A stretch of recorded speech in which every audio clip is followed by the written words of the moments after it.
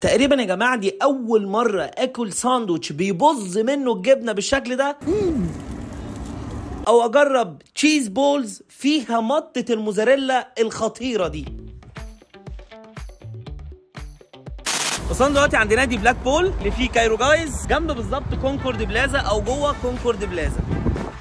ودخلنا المطبخ عشان نتاكد من جوده كل حاجه، وشفنا البيف وشفنا البيكن وشفنا كل الانجريدينتس بيعملوها ازاي. وصراحه مطبخ محترم جدا وفي عندهم اوبريشن مميز. واللي اكتشفناه كمان ان هم الوحيدين اللي عاملين حاجه اسمها تشورزو، ده اختراع الشيف اللي عامل البراند بتاع كايرو جايز. وقلنا نبدا بالنقنقه لغايه ما يجهزوا السندوتشات. جربنا حاجه اسمها كايرو جايز بوكس، وده بيكون عباره عن تشيكن ستريبس، تشيزي بولز، اونيون رينجز، وناتشوز كتير بقى اللي هو زي الدوريتوس كده، بس هما بيعملوه عندهم جوه. بيحطوا مع البوكس ده 4 صوصات. تيستي صوص وهو قريب جدا من الصوص بتاع ماك. باربيكيو صوص، وده يا جماعه كان احلى باربيكيو صوص دقته في حياتي. تالت حاجه وهي تشيب لانك، هتحب التشيب لانك قوي. كريمي بازل صوص، وده بصراحه ما عجبنيش قوي، ولكن الثلاثه التانيين كانوا في منتهى الجمال. هما بيقولوا انه اسخن ساندوتش في مصر، فتعال نشوف كده التشورزو ده اسخن ساندوتش ولا ايه الكلام. وجاءت لحظه الحقيقه، وصل التشورزو يا جماعه. واول ما حطه قدامي لقيت راجل بيلبسني مريالة ولا كانه هيحلق لي بالظبط.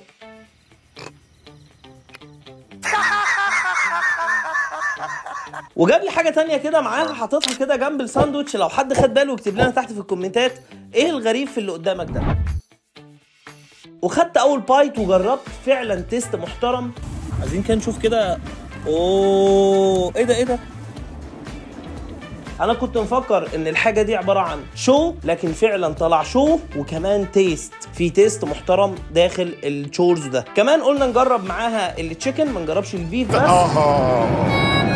هنا سأسكت قليلا، ولكن انا اميل اكتر للبيف لانه كان مميز وكان حرش وفيه كده طعم مميز. انا حبيت البيف اكتر من التشيكن بدرجه كبيره جدا. وختمنا بقى بالحلو. الحلو عنده اخترنا اللوتس تشورزو، هو عباره عن تشورزو عليه البابلز، طعمها جامد جدا وكرانشي، ومن جوه فيه مارشميلو وصوص اللوتس وبسكوت لوتس، حطيت عليه الايس كريم عشان يبقى هوت اند كولد، واخد تجربه جامده جدا. كان حلو ومميز، وانا اصلا بعشق اللوتس. تجربه كايرو جايز تجربه جامده جدا وتيست عالي جدا، لازم تجربوا التجربه دي. ات اول ندي كايرو جايز 9 من 10. مكان مميز وفعلا تجربه مميزه، لازم تجربوها.